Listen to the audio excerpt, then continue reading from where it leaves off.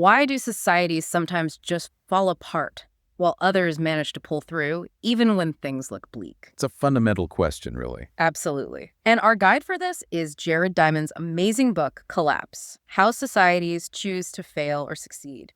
We're going to try and pull out the key insights, the surprising bits, and, the practical lessons from his research. Basically, a shortcut for you into what makes or breaks a civilization. Diamond kicks things off with this really stark contrast. He talks about the Holes farm in Montana, modern, thriving. The owners just can't imagine their farm, or even the U.S., collapsing. Right, it seems inconceivable. Exactly. But then he immediately pivots to the ruins of Gardar Farm in Norse Greenland. 500 years ago, a bustling settlement there completely disappeared. Starvation, conflict, emigration. Gone. Wow. That feeling of permanence versus the reality of disappearance, it really sets the scene. It does. It frames the whole puzzle he's trying to solve. And what I find fascinating is Diamond's approach. He's not just a historian. He's pulling together stuff from archaeology, environmental science, history, sociology, all sorts of fields. Looking for the patterns, connecting the dots across time and space, trying to find those underlying reasons why societies succeed or fail. We're going to explore those patterns, focusing on the core themes and the really detailed examples Diamond uses to build his case. Exactly. And a key point he makes right away is that collapse is rarely simple. It's almost never just one thing. Right, not a single smoking gun usually. No, it's usually a complex mix. He boils it down to this 5-point framework. First, there's self-inflicted environmental damage. Second, climate change, the natural shifts. Okay. Third, hostile neighbors. Fourth, losing support from friendly neighbors, trade partners drying up. And fifth, and this might be the most crucial one, how a society actually responds to its problems. Or sometimes how it doesn't respond, often tied up in its cultural values. He uses this great musical analogy, doesn't he? A fugue. Yeah, exactly. Simpler collapses are like fugues with maybe 2 or 3 themes woven together. But Norse Greenland. That one he calls a full quintuple fugue. All 5 factors playing their part, intertwining into this really complex and ultimately devastating failure. Okay, let's dig into some examples. Easter Island is probably the most famous one, right? The giant heads. It is, and it's a chilling story. You've got this incredibly remote Polynesian island, settled maybe around 800, 900 AD. And the people there were really ingenious, weren't they? They developed this intensive agriculture using rocks for windbreaks, gardens, even something called lithic mulches. Yeah. Moving millions of rocks, apparently. Yeah, adapting incredibly well initially. And then, of course, the Moai. Those massive stone statues, carved from volcanic tuff, getting bigger, more stylized, almost mass-produced over time. The scale is just mind-boggling. Unfinished ones still in the quarries, tools left behind. And the eyes, they were added last, right? Coral and red scoria. Must have been quite a moment when they were finally unveiled. Absolutely. But here's the tragedy. By the time Europeans show up in 1722, the island is basically treeless, completely deforested. How do we know it was them? Well, the evidence is pretty clear. You find palm nuts with rat tooth marks. The rats proliferated after the predators were gone, and they gnawed the nuts so they couldn't sprout. Radiocarbon dating shows the palms vanished by around 1500. Charcoal analysis shows they switched from burning wood to burning herbs and grass after 1640. And the statues played a role. It seems very likely. You need huge amounts of timber for rollers, levers, maybe trackways, and ropes made from tree bark fiber to move those colossal statues. That demand, piled on top of clearing land for gardens and firewood, it just stripped the island bare. Which leads to Diamond's really haunting question. Yeah, what did the Easter Islander who cut down the last palm tree say while he was doing it?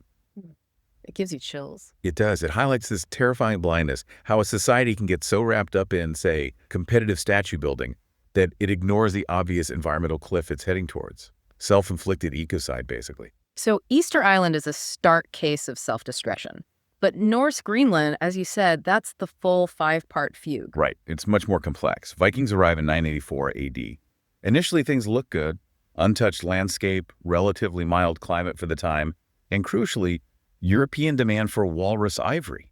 They did pretty well for centuries. But their way of life wasn't quite right for Greenland?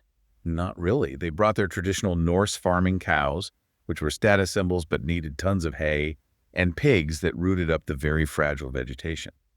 Greenland's environment is much colder, much more delicate than Norway or Iceland. So they struggled with food. Big time. Archaeological digs show what Diamond calls slim pickings. Animal bones are almost always split right down to get every last bit of marrow. That suggests real food scarcity. And their building methods, using turf for walls and roofs. It insulated well, but you had to keep returfing every few decades, literally stripping away the pasture land they needed for their animals. Long-term damage. And they didn't adapt, didn't learn from the Inuit who were already there. That's the really fascinating part. They clung hard to their European identity. They paid church tithes and valuable ivory, imported European luxuries. It kept them tied culturally, but also economically, to a trade route that became increasingly unreliable due to sea ice and, eventually, falling ivory prices. And the Inuit. They basically ignored them, or were hostile. The Inuit had far superior Arctic survival tech, kayaks, harpoons, techniques for hunting seals at breathing holes, things the Norse desperately needed. And the Inuit apparently craved metal, which the Norse had. But that connection, that potential for trade or learning, just didn't happen. Maybe cultural prejudice, maybe fear. So isolation and sticking to old ways, even when they weren't working? Exactly. The last definite historical record is a wedding in 1406. By the 1420s or 30s, the colony seems to have just vanished. Diamond paints this grim picture of Gardar Farm potentially becoming an overcrowded lifeboat where social order breaks down under starvation. All 5 factors: environmental damage, climate change cooling things down, hostilities with the Inuit, loss of contact with Europe, and their own failure to adapt. Wow. And you mentioned Iceland earlier. Why did they survive when Greenland failed? They're both harsh environments. That's a great contrast Diamond explores. Iceland did survive for 1,100 years. Part of it was adaptation. They learned, maybe the hard way, that their volcanic soils were incredibly fragile and prone to erosion. So they became much more conservative in their land use compared to the Greenlanders. And trade. Crucial. They maintained strong trade links with Europe, mainly exporting dried fish. That was something Greenland couldn't really do consistently because of the sea ice blocking harbors for much of the year. Plus, Iceland had no native population to clash with when the Norse arrived. It was an empty, albeit challenging slate. Okay, so we have Easter Island's ecocide, Greenland's complex failure to adapt. What about the Maya? They were incredibly sophisticated. Exactly. That's what makes their story so compelling, and maybe a bit scary. The Maya weren't some marginal group. They were one of the most advanced, creative civilizations in the ancient world. Yet they experienced multiple collapses in different regions over centuries. So if they could collapse. Right. It shows that sophistication is no guarantee against failure. With the Maya, you see similar environmental themes. Deforestation, serious soil erosion. You can find thick layers of sediment washing down from the hills and covering the fertile valley floors. Climate played a role too. Definitely. Sediment cores show evidence of repeated severe droughts, often lasting decades, coinciding with periods of collapse. Their whole agricultural system was heavily reliant on rainfall for maize, and they didn't have many large domestic animals, so meat supply was low. Skeletal remains show signs of malnutrition and deteriorating health over time. But it wasn't just the environment. No. Crucially, Diamond emphasizes the political and cultural factors. Maya kings were locked in constant competition. They built bigger and bigger temples, pyramids, covered in thicker and thicker lime plaster, which required burning enormous amounts of forest just to make the plaster. Diverting resources from real problems. Precisely. Resources that could have gone into, say, better water management or more sustainable agriculture went into status symbols in warfare. And when the rains failed and the kings couldn't deliver on their promises of prosperity because they were seen as mediators with the gods, the people literally burned their palaces down. Political failure intertwined with environmental stress. It's stunning how these patterns repeat, but why? Why are societies often so blind? You mentioned Diamond's idea of creeping normalcy. Yeah, that's a really powerful concept. Think about slow, gradual changes, like climate shifting slightly drier over decades, which happened to the Maya and also the Anasazi in the U.S. Southwest, or modern global warming. Right, it's hard to see the trend through the noise. Exactly. Year-to-year weather fluctuates wildly. You get a good year, then a bad year, maybe a couple of good years. It's easy to just think, oh, it's just a bad patch, rather than recognizing a long-term dangerous shift until it's way too late. The baseline keeps shifting slowly downwards, but you get used to it. And sometimes it's just not having seen it before. Absolutely. Lack of prior experience. Diamond gives examples like the first settlers in Iceland, not understanding how fragile those volcanic soils were. Or Australians in the 19th century releasing rabbits and foxes seemed like a good idea at the time. They had no concept of the ecological havoc they'd cause. Or the Greenland Norse you mentioned, not foreseeing the bottom dropping out of the ivory market. Right, or the sea ice getting worse. Especially for societies without writing, passing down knowledge of rare but catastrophic events over generations is really, really difficult. Memory fades. Then there's the whole issue of conflicting interests. The classic tragedy of the commons. It applies to so many resources: fisheries, forests, grazing land, even clean air and water. Explain that again briefly. Sure, imagine a shared pasture. Each herder thinks, if I add one more cow, I get all the benefit, and the cost of slightly less grass is shared by everyone, so I should add another cow. Yeah. But every herder thinks that way. And so the pasture is ruined for everyone. Exactly. Rational individual behavior leads to collective disaster.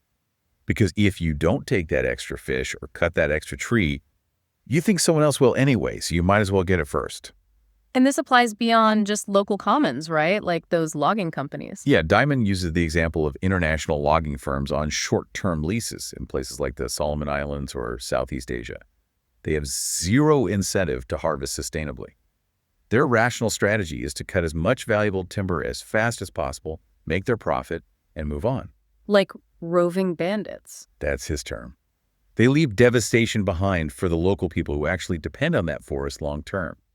It's the opposite of someone who owns land and expects to pass it on to their children. They have a stake in its future health. Which brings us back to the leaders. Why don't they step in?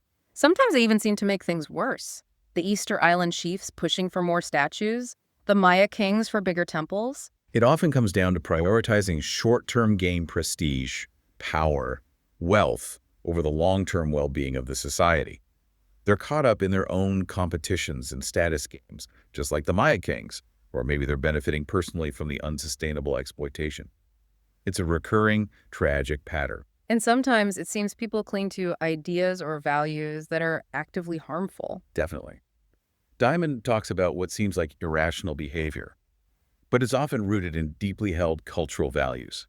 He uses Montana as an example, a strong reluctance to regulate traditional industries like mining, logging, ranching, even when environmental problems are obvious, because those industries are so tied up with the state's identity, the pioneer spirit. Or Rwanda, you mentioned, valuing large families. Right, a value that made sense when mortality was high, but became disastrous when population density exploded and resources grew scarce. It's hard to challenge core values even when circumstances change. Then there's the sunk cost effect. Throwing good money after bad. Sort of. It's the reluctance to abandon a project, a policy, or even a belief system that you've already invested heavily in, even if evidence shows it's failing. It's psychologically difficult to admit you were wrong or wasted resources. And sometimes it's just denial, like those people living under the dam. That's a chilling example he gives. People living literally right below a large dam often express less concern about it bursting than people living a few miles downstream. How is that possible? He suggests it's a form of psychological denial. To live with that constant, massive potential threat right above you every single day, maybe the only way to stay sane is to convince yourself the risk is zero. To deny the obvious danger. It shows how powerful denial could be, even in the face of overwhelming risk. Okay, so we've seen a lot of ways societies fail. But Diamond also talks about success stories, right? Ways societies did manage things well. Yes, absolutely. And he groups these into bottom-up and top-down approaches. Bottom-up is when solutions arise from the community level. Like in New Guinea. Exactly. The New Guinea highlands. To outsiders, they might have seemed primitive, but they developed really sophisticated, sustainable agricultural systems over centuries. Things like casuarina silviculture, planting specific trees that not only provide fuel and timber, but also fix nitrogen, enriching the soil. They actively managed their forests and soil fertility, often in direct response to population pressure or environmental limits they recognized. And Tikopia Island. That sounds incredible. Tikopia is remarkable, a tiny, extremely isolated Polynesian island, much smaller than Easter Island. Yet they maintained a stable population around 12,278 people for something like 3,000 years before European contact messed things up. How on earth did they manage that? Through conscious, socially accepted population control, they used various methods: contraception, abortion, infanticide, sometimes sending young men off on dangerous sea voyages, essentially suicide missions, and even celibacy. Crucially, their chiefs weren't focused on building huge monuments.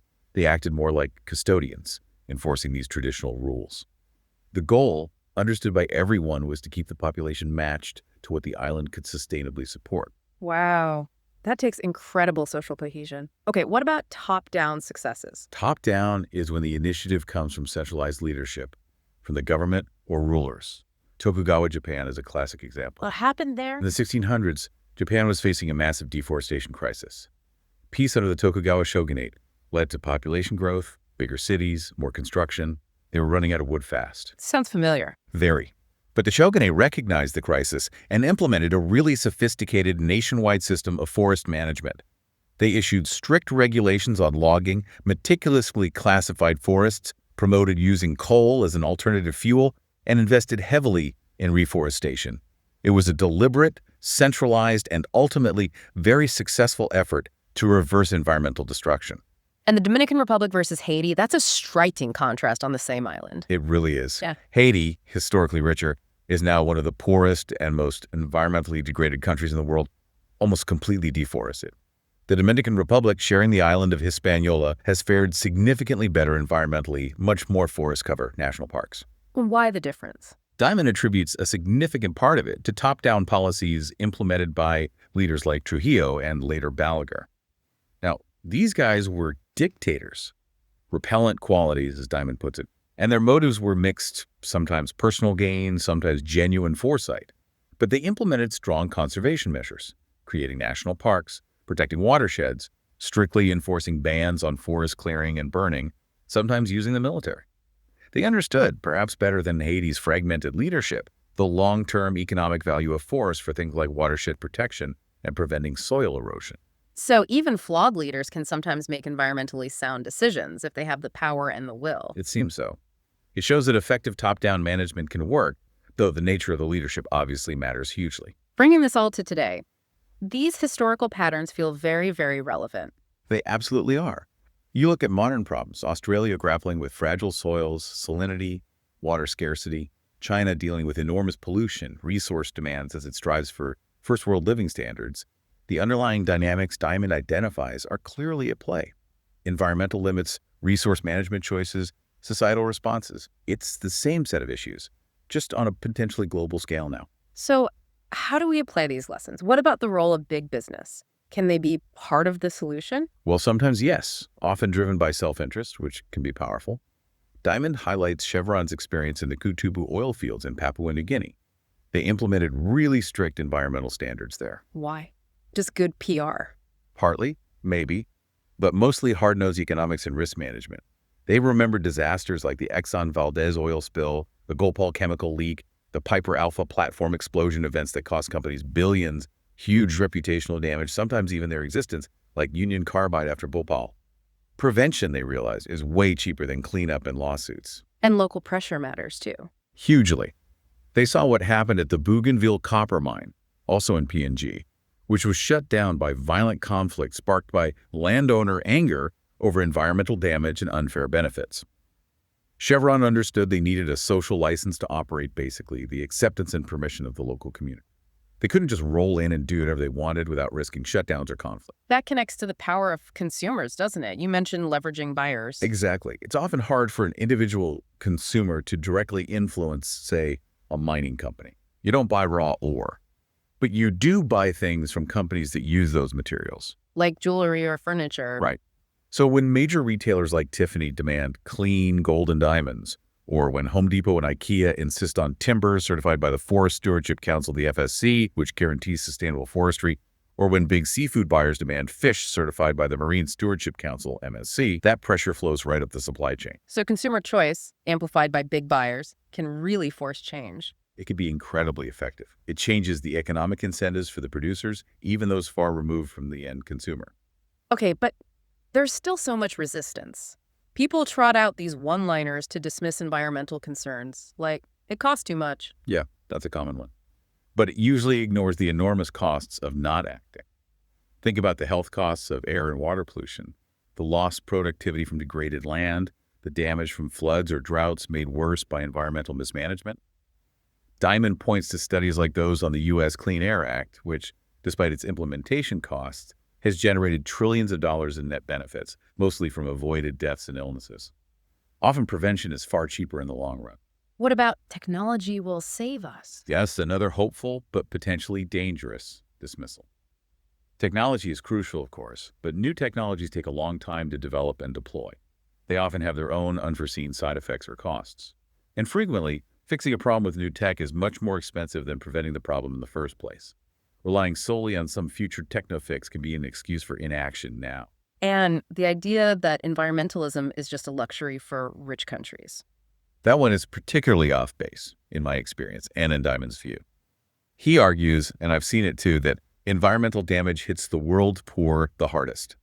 They're the ones living directly off the land, relying on firewood they can gather for free, needing clean water, suffering when soils erode and crops fail. They know the cost of environmental degradation because they live it every day. It's not a luxury. It's about survival. So given all this, what can one person, you listening right now, actually do? It can feel overwhelming. It can, but individual actions do matter, especially when multiplied. Diamond points out several ways. First, just talking about it with friends, family, colleagues. You never know who might influence someone else. He tells stories of CEOs changing company policy because their kids pestered them about environmental issues. Interesting. What else? Religious communities can be powerful forces, framing environmental protection as stewardship or respecting the sanctity of the created order. And donations, even small ones, can be highly effective.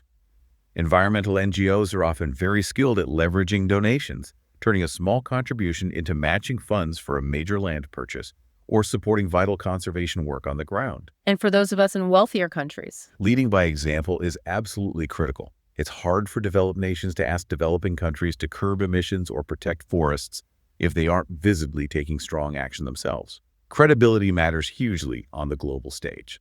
So to wrap up, what's the core message you take away from Diamond's collapse? For me, it's that collapse isn't inevitable. It's not some predetermined fate. It really comes down to the choices societies make, especially how they respond to environmental and social challenges. The past offers incredibly valuable lessons, both warnings from failures like Easter Island in Greenland and blueprints for success like Tikopia or Tokugawa, Japan. We can learn. And Diamond leaves us with a pretty stark final thought, doesn't he? A real challenge. He does. He says essentially that the world's serious environmental problems will get solved one way or another within the lifetimes of young people today. One way or another. Meaning? Meaning, the question isn't if they'll be resolved, but how. Will it be through pleasant ways that we choose ourselves, foresight, planning, changing our values, international cooperation? Or will it be through unpleasant ways not of our choice? Warfare over resources, famine, disease, mass migrations, societal breakdown, basically collapse. That's the ultimate choice. That's the choice he lays bare. It requires, as he says, courageous leaders and courageous peoples willing to look honestly at our problems and make difficult, sometimes painful decisions based on long-term well-being rather than short-term expediency. It requires reevaluating some of our most deeply held values. That's the challenge Diamond leaves us with.